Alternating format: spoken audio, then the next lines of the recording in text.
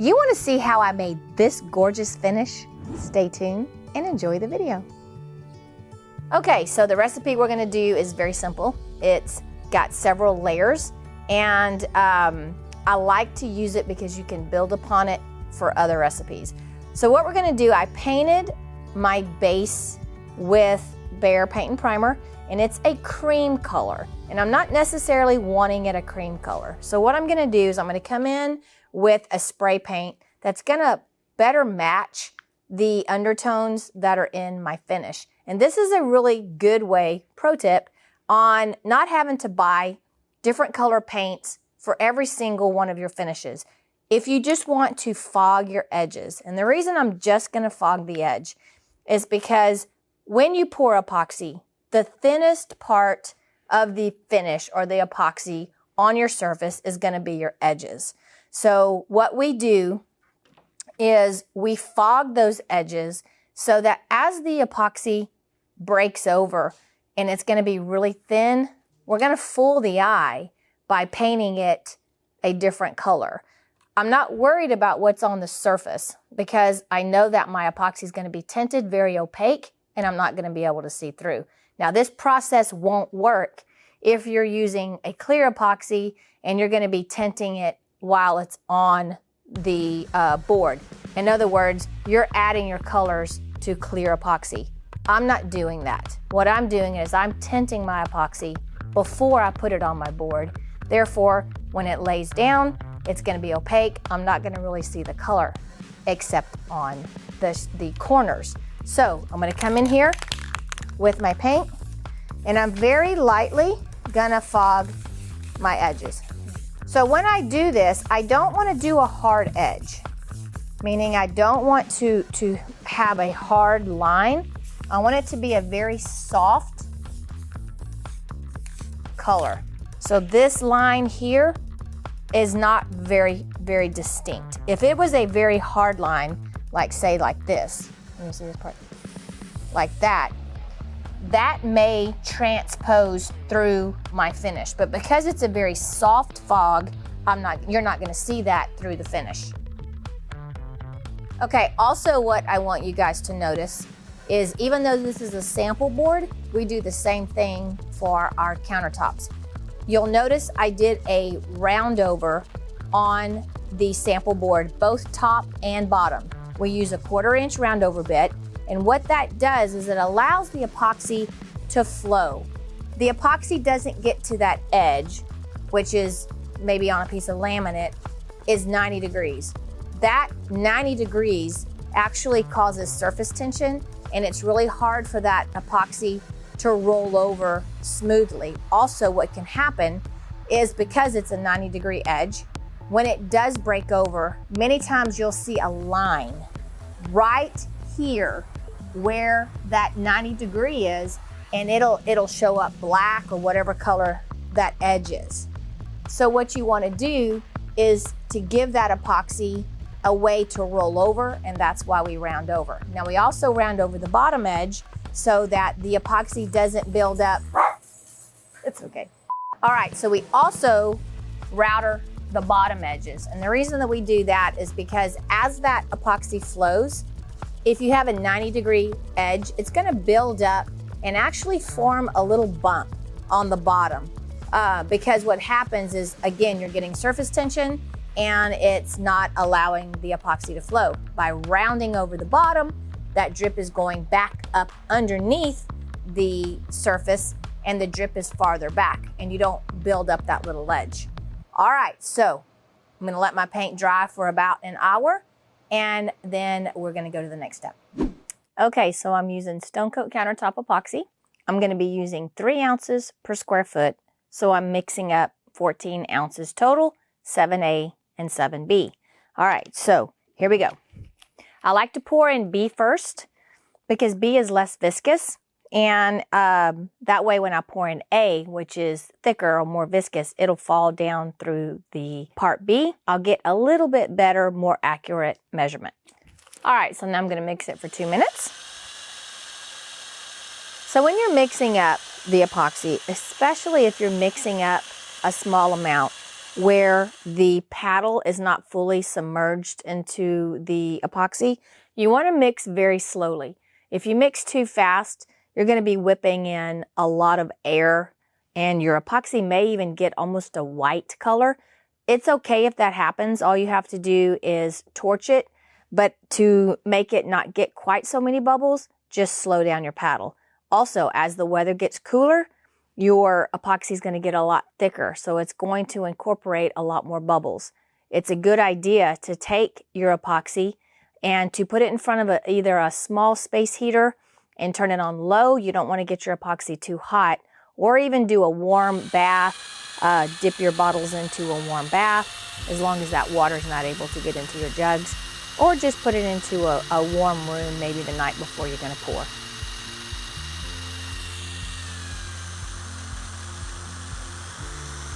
Once I mix, I like to come in, scrape my edges, and then hand mix that material that was on my edges. I like to mix it into the rest of the material.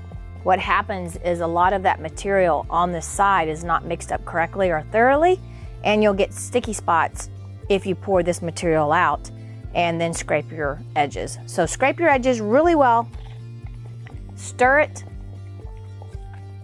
and then you'll be ready to go. So what I'm going to do, I'm going to do pearl and white metallic. And then I'm going to also take that pearl and that white metallic, and I'm going to add a little bit of white dye so that I get variations of those colors. Once you empty your bucket, if you'll take that bucket and turn it upside down, let it sit overnight. The next day, you'll be able to pull out that material. It'll be dry and your bucket will be just like new. All right, so here's an example of a bucket that's been dried overnight. You just pull it out. Comes out in one big glob, and then you have a nice clean bucket. Now, if you do that and you end up with sticky spots next to your bucket or inside of your bucket, what that's going to tell you is that you're not mixing up your product thoroughly, long enough, or correctly, because you should be able to pull all of that out the next day and have a perfectly clean bucket. All right, so here we go. I'm going to pull in some pearl mica powder.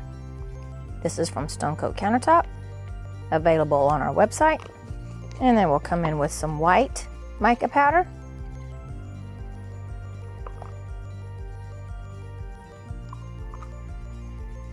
Now when you mix your epoxy with your mica powder, you want to just fold it in.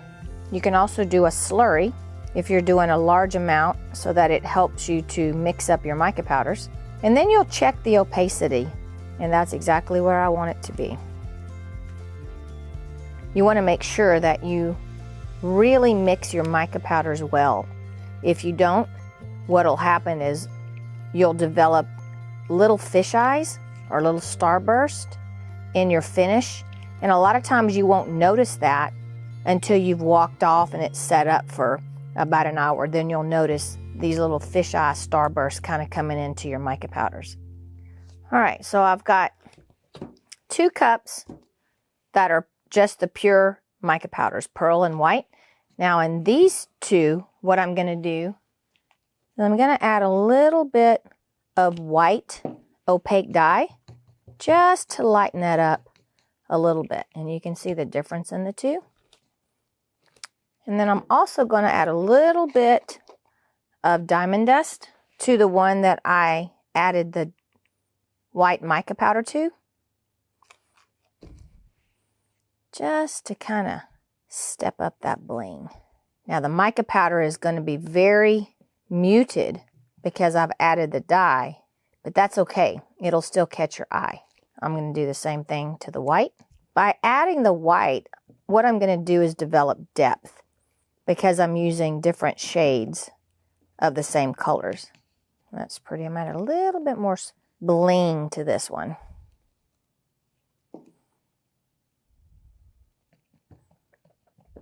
All right, perfect. Okay.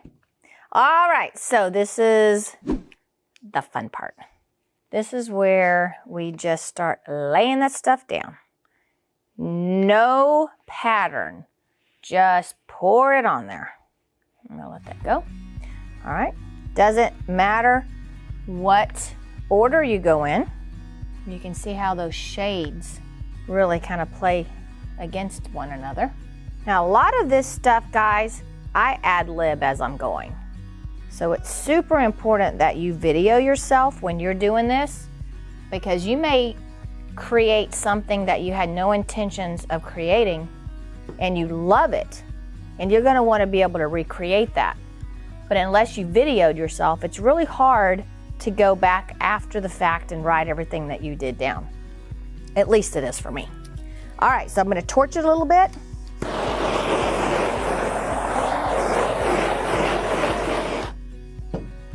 And come in with the Bondo spreader. And I'm just gonna meld it just enough to get those colors on the board. What I don't wanna do is over meld so that I end up with just one color. You wanna be able to see the distinction in your colors, making sure you have all of the surface tension. Come around to the front and I'll get my edges.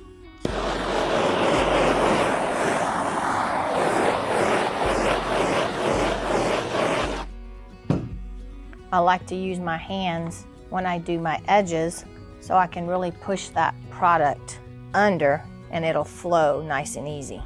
Come back, remeld.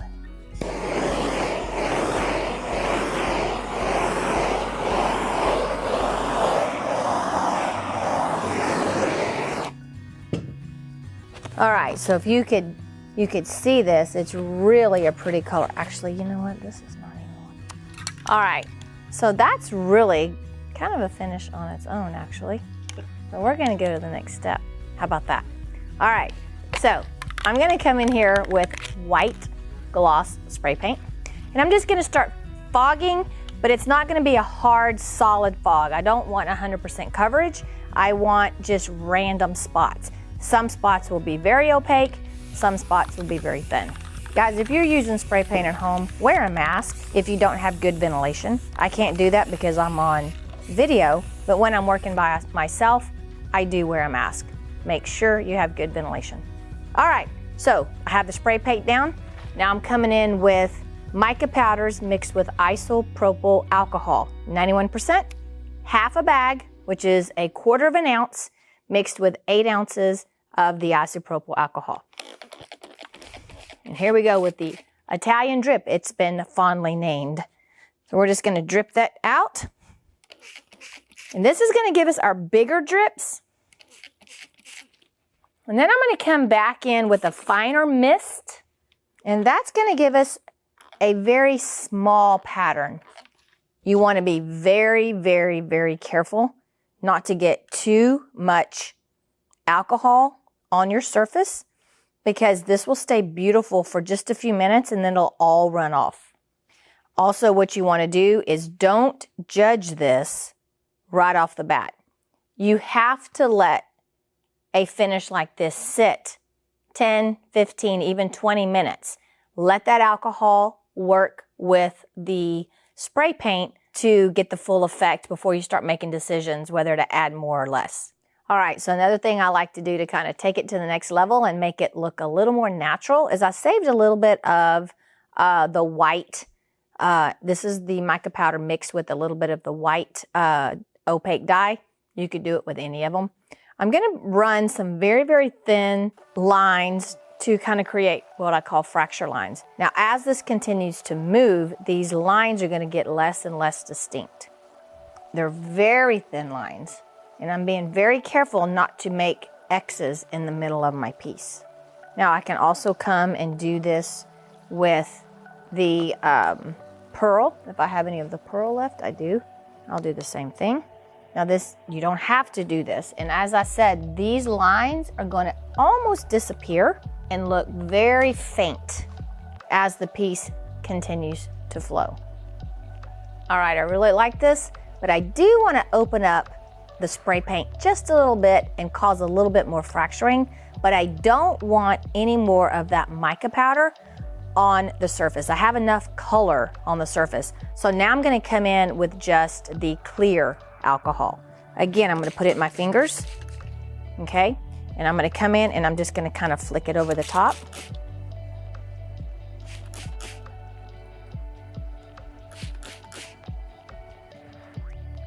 Again, I'm not putting that much alcohol on the top.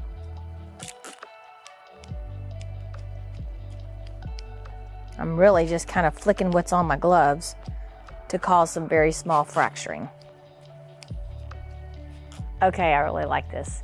Now, if you want the fracturing to be a little less noticeable, maybe more of a muted color, that kind of blended more into the other colors, maybe don't come in with a bright white. You could come in with the ivory, you could come in maybe with a Navajo white. That would be really pretty as well. You wouldn't have such a contrast.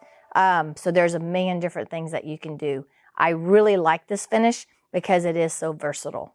All right, so the next step, being that this is a sample board, I'm not gonna actually come in and flood coat it, but if this were a countertop or a project that I was doing, my next step would be to let this dry for 24 hours. I would come over and then I would apply a clear flood coat. The flood coat is the same product as the product I use here, the Stone Coat Countertop Epoxy at 3 ounces per square foot, but there will be no color additives. It's just a clear flood coat. Then what I would do, wait another 24 hours, and I would come over it with the ultimate top coat. I have videos on both of these processes that we will link in the description below, so check those out.